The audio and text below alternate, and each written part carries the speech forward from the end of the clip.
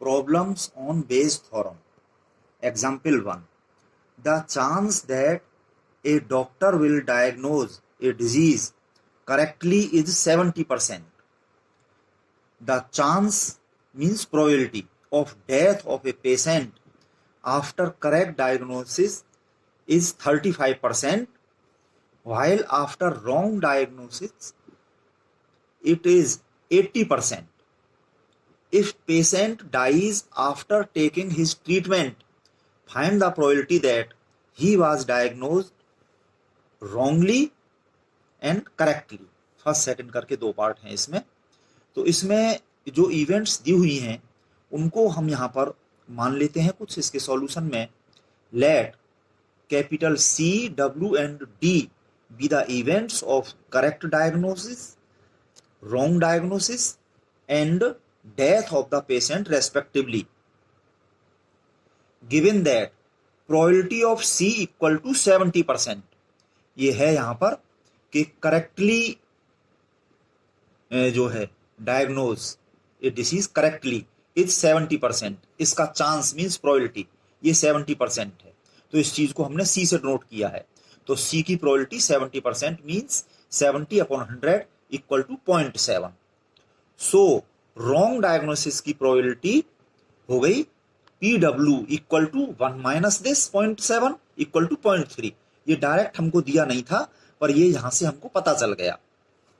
Also given that probability of D/C यानी कि correct diagnosis होने पर डेथ होने की प्रोबेबिलिटी, ठीक है, D जो है वो डेथ के लिए है. तो ये 35% हमें दी हुई है. करेक्ट डायग्नोसिस पर होने पर ये 35% डेथ होने के चांस मीन्स प्रोबेबिलिटी ये दे रखी है. 35% मीन्स प्रोबेबिलिटी होगी 0.35. एंड रॉन्ग डायग्नोसिस होने पर डेथ होने की प्रोबेबिलिटी ये 80% हमें दे रखी है. While after wrong diagnosis it is यानी कि डेथ होने की प्रोबेबिलिटी मीन्स चांस 80% मीन्स 0.8. तो ये इतनी चीजें हमें दे रखी हैं. अब इसके फर्स्ट पार्ट में हम निकालेंगे प्रोबेबिलिटी दैट ये पेशेंट वाज जो है डायग्नोज्ड रॉन्गली, है ना. If patient dies after taking his treatment, to find the probability that he was diagnosed first part में रॉन्गली और सेकंड में करेक्टली. ये हम करेंगे. तो by Bayes theorem the probability that the patient was diagnosed wrongly when he dies after taking his treatment is this PW/D. यानी कि death हो गई है और हम देख रहे हैं कि उस पेशेंट की डायग्नोसिस रॉन्गली हुई है, ठीक है, उसकी डायग्नोसिस रॉन्ग होने की प्रोबेबिलिटी ये PW/D ये हमको फाइंड आउट करना है. तो बेस थ्योरम से ये हो गया यहाँ पर PW/D की इनवर्स प्रोबेबिलिटी PD/W हमने यहाँ पे लिखा और ये अपॉन में W है तो W की प्रोबेबिलिटी है यहाँ पे लिख ली मल्टीप्लीकेशन में. और इसी तरह का टर्म नीचे भी आएगा यहाँ पर, और मतलब जो टर्म ऊपर है वो तो नीचे आएगा ही, और इसी के सिमिलरली दूसरा टर्म यहाँ पे और आएगा, यानी कि अपॉन में ये टोटल आ जाता है, ठीक है. जैसा ये PD/W यहाँ पर है तो W की जगह इसमें C करते हुए ये करेक्ट डायग्नोसिस वाला टर्म इसमें और आ गया PC × PD/C. बस फिर इसमें हमने सारी वैल्यूज रख दी.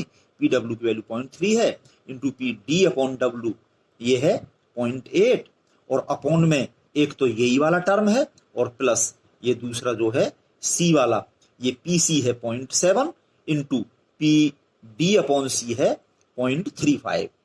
फिर कैलकुलेशन करने के लिए इसमें ये डेसिमल प्लेस एक यहाँ तो ऐसा ही नीचे भी है, पर यहाँ नीचे हम देख रहे हैं ये 0.35 और है तो 3 डेसिमल प्लेस ये 1 2 3 तो इसमें 1 के आगे 30 लगा के यानी कि 1000 का ऊपर नीचे हमने मल्टीप्लाई कर लिया तो ये पॉइंट हट जाएंगे यहाँ से. तो इसमें 1000 का मल्टीप्लाई करके ये हो गया 240 और यही टर्म यहाँ पे इस जगह भी आ जाएगा 240 और यहाँ पे ये हो जाएगा पॉइंट हट के 7 × 35 245 इनको ऐड करके 485 और इसमें कैंसिलेशन करके 48/97 हम चाहें तो पॉइंट में भी लिख लें ये 0.495 या 49.5%, क्योंकि परसेंट में हमें डेटा दे रखे थे तो परसेंट में हम आंसर दे सकते हैं। ये हो गया। अब तो ये सेकंड तो सिमिलरली हो जाएगा। Again by Bayes theorem the probability that the patient was diagnosed correctly when he dies after treatment is this PC/D, यानी कि ये पेशेंट की डेथ हो चुकी है और उसकी डायग्नोसिस करेक्ट हुई है, तो इस बात की प्रोबेबिलिटी PC/D इक्वल टू, यहां पर इसकी इनवर्स प्रोबेबिलिटी PD/C हमने यहां पे लिख ली, और ये अपॉन में C है तो ये PC यहां पर हो गया, और अपॉन में यही वाला टर्म यहां पे है, और इसी का सिमिलर C की जगह W करती हुई टर्म, यानी कि जैसा ये ऊपर था बेस फॉर्म से वैसा ही नीचे लिखा है। तो इसमें तो ये टोटल में ये 2 टर्म्स हैं डिनोमिनेटर में, तो उनमें से एक टर्म आया है यहां पे न्यूमरेटर में और दूसरा टर्म आया है यहां पे न्यूमरेटर में, और उसकी इनवर्स प्रोबेबिलिटी ये यहां पर आई है, इसकी इनवर्स ये यहां पर आई है। इस तरह से ये बेस थ्योरम होती है। तो बाकी तो सारे वैल्यूज तो सारी वही हैं जो यहाँ पे ये वैल्यूज थी, आप देख लीजिए। ये अपॉन में तो वही है 485, और ये न्यूमरेटर में इसमें तो ये वाला टर्म था 240, और इसमें ये 245 है ये वाला टर्म। बाकी वैल्यूज आप रख के देख भी सकते हैं। तो ये कैलकुलेट करके 49/97 कैंसिलेशन के बाद में, और पॉइंट इसमें 0.505 या 55.5% ये इसका आंसर हो गया। तो इसी तरह से हम और एग्जाम्पल्स कर सकते हैं। अब तो सिमिलरली जो है example 2, a company has 2 plants to manufacture scooters.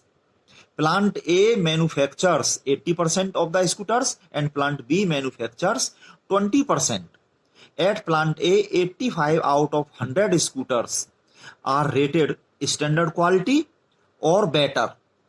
और इसी तरह से similarly at plant B, 65 out of 100 scooters are rated standard quality or better.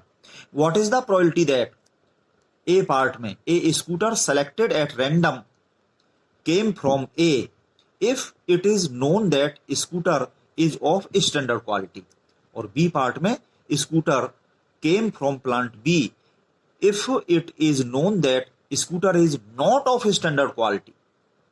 Solution: let A and B be the events of manufacturing scooters by plants A and B respectively, and S be the event that the scooters are rated standard quality or better. So given that, ठीक है, ये plant A से होने की probability PA equal to 80% means 0.8, और ये similarly PB equal to 20% दिया हुआ है यानी कि 0.2। PS/A, ए से होने पर वो स्टैंडर्ड क्वालिटी और बेटर होने की प्रोबेबिलिटी ये 85% मीन्स 0.85, एंड PS/B, बी से होने पर स्टैंडर्ड और बेटर होने की प्रोबेबिलिटी दे रखी है 65% मीन्स 0.65। तो इसके ए पार्ट में by Bayes theorem the probability that a scooter selected at random came from plant A if it is known that scooter is of standard quality और better is given by PA/S। ठीक है, तो if करके ये standard और better का ये S होने पर ए प्लांट का होने की प्रोबेबिलिटी, तो इसकी इनवर्स प्रोबेबिलिटी PS/A हमने यहाँ पे लिख लिया, और ये अपॉन में A है तो इसकी प्रोबेबिलिटी ये PA यहाँ पे लिख लिया। इसी तरह का टर्म यहाँ पे एक नीचे है, और सिमिलरली A की जगह B करके दूसरा टर्म यहाँ पे लिख दिया, और ये सारी वैल्यूज हमने यहाँ पे रख ली। ये PA 0.8 है, PS/A 0.85 है, और यही टर्म यहाँ पे नीचे भी है, और प्लस में A की जगह B करते हुए दूसरे ये PB की वैल्यू 0.2 और PS/B की वैल्यू 0.65, और ये 3 डेसिमल प्लेस यहाँ पर हमें दिखाई दे रहे हैं। तो 1000 का न्यूमरेटर डिनोमिनेटर में मल्टीप्लाई करके पॉइंट हटा करके सिंपली ये कैलकुलेशन कर सकते हैं, या फिर डायरेक्ट कैलकुलेटर से कर लीजिए। तो ये 68/81 यानी 0.8395 मीन्स 83.95% आंसर हो गया। बी पार्ट के लिए वी है PS/A इक्वल टू 1 माइनस 0.85, जो 0.85 ये था PS/A, तो इसमें इसका कॉम्प्लीमेंट कर दिया 1 माइनस इतना ये बार के लिए, तो ये 0.15 आ गया, एंड PS/B सिमिलरली ये आ गया 1 माइनस 0.65 0.35।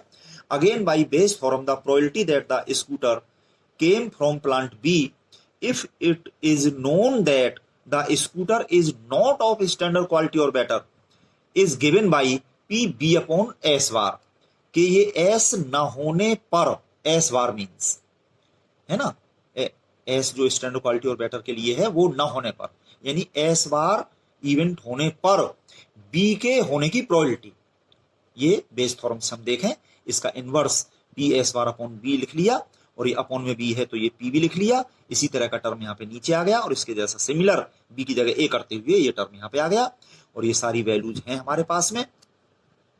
ये PB है 0.2, PS बार अपॉन B ये है 0.35, और यही चीज नीचे 0.2 इंटू 0.35, और इसके सिमिलर ये A वाला टर्म ये 0.8 है PA into PS bar upon A, ये 0.15 यहाँ पे रख लिया। तो इसमें भी पॉइंट हटाने के लिए चाहे तो हम 1000 का न्यूमरेटर डिनोमिनेटर में मल्टीप्लाई करके इस तरह से कैलकुलेशन करके ये आंसर ले आए, या फिर कैलकुलेटर से कर लीजिए, 7/19 आंसर लिखिए, या फिर 0.3684 मीन्स 36.84% इसका आंसर हो गया। Example 3, the contents of urns first, second and third are as follows. First urn में है 1 white 2 black and 3 red balls, second में है 2 white 1 black and 1 red balls, and third में 4 white 5 black and 3 red balls. One urn is chosen at random and 2 balls drawn. They happen to be white and red. What is the probability that they came from urns first, second और third? यानी कि ये 3 अलग अलग part हैं इसके base form से, पहले हम ये इसके लिए निकालेंगे, फिर इसके लिए, फिर इसके लिए, 3 पार्ट्स इसमें हो गए। Solution, let U1 U2 U3 be the events of selection of urns first, second, third respectively, and A be the event of draw 1 white ball and 1 red ball। ठीक है, इसको हमने A मान लिया। सो PU1 इक्वल टू 1/3, यानी कि ये 3 earns हैं और ये जो है एक जैसे ही जो है इसमें लाइकली है ये, तो ये 1/3 1/3 1/3 तीनों में से किसी भी एक के होने की प्रोबेबिलिटी ये हो गई एक जैसे। और PA/U1 यानी कि U1 होने पर A के होने की प्रोबेबिलिटी, तो ये A क्या है, ये A है इवेंट इस बात के लिए कि 1 व्हाइट बॉल और 1 रेड बॉल, ये तो इसमें हम देख रहे हैं कि इसमें U1 जो हम इसके लिए ले रहे हैं फर्स्ट के लिए, तो इसमें एक ही व्हाइट है, तो वही इसमें आ जाएगा 1C1, एक की एक ले लिए इसमें, ठीक है। और ये इंटू 3C1, ये इस तरह से, ये 3 रेड है, इनमें से एक रेड ले ली, ठीक है, 1 रेड बॉल 3C1, तो ये इसके ये नंबर ऑफ फेवरेबल आउटकम्स हो गई इसके लिए, और अपॉन में 6C2, यानी कि इसमें फर्स्ट के अंदर 1 + 2 + 3 6 बॉल्स हैं, इन 6 में से 2 बॉल ली गई हैं, ये टोटल आउटकम्स हो गए 6C2। तो ये 1C1 1 हो गया, 3C1 3 हो गया, और अपॉन 6C2 हो गया 6 × 5/2 यानी कि 15, तो ये 1/5 आ गया। इसी तरह से PA/U2, तो U2 के लिए यहाँ पे इसमें से 2 व्हाइट में से एक ले लिया, 2C1 इंटू ये जो है 1C1, इसमें 1 रेड है वही ले ली 1C1, और अपॉन ये टोटल इसमें 2 + 1 + 1 4 में से 2 बॉल्स ली 4C2, तो ये 2 × 1 अपॉन ये 4C2 हो गया 6, तो ये 1/3 हो गया। एंड सिमिलरली PA/U3 कर लिया हमने, उसमें जो है 4 में से 1 लिया व्हाइट, और ये 3 रेड में से 1 रेड ले ली, और अपॉन उसमें टोटल 12 बॉल है, उसमें से 2 ले ली, 12C2 हो गया, और ये कैलकुलेट करके 2/11 आ गया। अप्लाइंग बेस फॉर्म भी है PU/A, जो कि हमसे पूछा गया है उस इवेंट A के लिए कि जिस तरह से 1 व्हाइट और 1 रेड बॉल वाला, ये होने पर तो अर्न फर्स्ट होने की प्रोबेबिलिटी, तो ये इसकी इनवर्स यहाँ पे लिख ली हमने पी ए अपॉन U1 और इसमें मल्टीप्लीकेशन पी U1 का करके यही टर्म नीचे और इसके सिमिलर दो टर्म्स और U1 की जगह U2 और U3 करते हुए, और ये सारी वैल्यू जो है हमारे पास में यहाँ पे हमने रख दी और इनका एलसीएम लेके हम इसको कर सकते हैं या फिर कैसे भी कैलकुलेशन करिए। इसका आंसर 33/118 आ गया।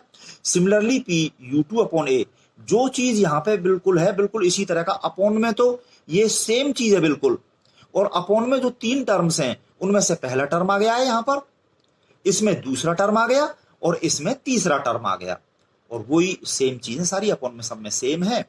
और यहाँ पर जो है ये अपॉन में जो थ्री टर्म्स हैं, तो इसका ये फर्स्ट आ रहा है यहाँ पे 33, सेकंड यहाँ पे आ रहा है 55 और थर्ड ये वाला आ रहा है यहाँ पे इसमें 30, तो ये इसका आंसर 55/118, इसका 30/118, इस तरह से ये सिमिलरली है, आप समझ सकते हैं। Now example 4, A company has 4 production sections S1, S2, S3 and S4 which contribute 30%, 20%, 22% and 28% respectively to the total output. It was observed that these selections respectively produced 1%, 2%, 3% and 4% defective units. If a unit is selected at random and found to be defective, what is the probability that the unit so selected has come from either section S1 और section S4, ये पूछा गया है। इसके solution में here PS1 वो 30% जो था उसको 0.3 हो गया, इसी तरह से PS2 ये दे रखे हैं हमें 20%, 22%, 28%, इनको हमने पॉइंट में लिख दिया, ये है हमारे पास में। और ये S1 का होने पर डिफेक्टिव होने की प्रोबेबिलिटी ये 1%, तो ये 0.01 हो गया 1/100। इसी तरह से PD upon S2 2% mean 0.02, PD upon S3 हो गया 3% मीन 0.03, और ये PD अपॉन S4 ये 4% दे रखे हैं, 1, 2, 3, 4% डिफेक्टिव यूनिट्स, ये प्रोबेबिलिटी ये हो गई। Where D denotes the event of an item to be defective, तो भाई Bayes theorem PS1 upon D, defective होने पर S1 का होने की प्रोबेबिलिटी, तो ये हो गया हमारा ये PS1 into PD upon S1, और ये अपॉन में जो PD लिखा है ये वो है टोटल प्रोबेबिलिटी। इसको हम ऐसा लिख सकते हैं, यही टर्म यहाँ पे नीचे आ जाएगा और प्लस इसी तरह के तीन टर्म्स, और मतलब जैसा ये S1 वाला टर्म नीचे आएगा उसी तरह से प्लस में जो है S1 की जगह S2, S3, S4 करते हुए वही है ये Bayes theorem.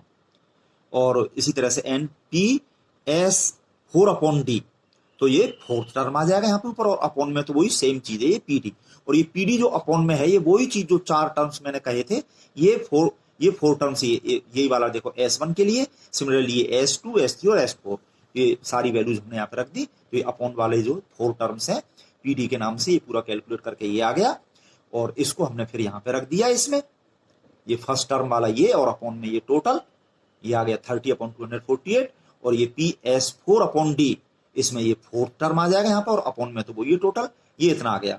Hence the probability that the defective unit has come from either section S1 और section S4 is PS1 upon D union S4 upon D। ठीक है, ये और के लिए यहाँ पे यूनियन लग गया, और फिर यहाँ पर एडिशन थ्योरम से this equal to PS1 upon D plus PS4 upon D by addition of probability, और ये दोनों चीजें हमने ऊपर जो निकाली हैं उनकी वैल्यू हमने यहाँ पे रख दी, और ये कैलकुलेट करके 0.5 हम ये दे सकते हैं 71/184, 71/124 या 0.57258 या 57.258%, ये इसका आंसर। इसी तरह से आप सारे सवाल अच्छी तरह से करिए और अपनी प्रॉब्लम पूछिए।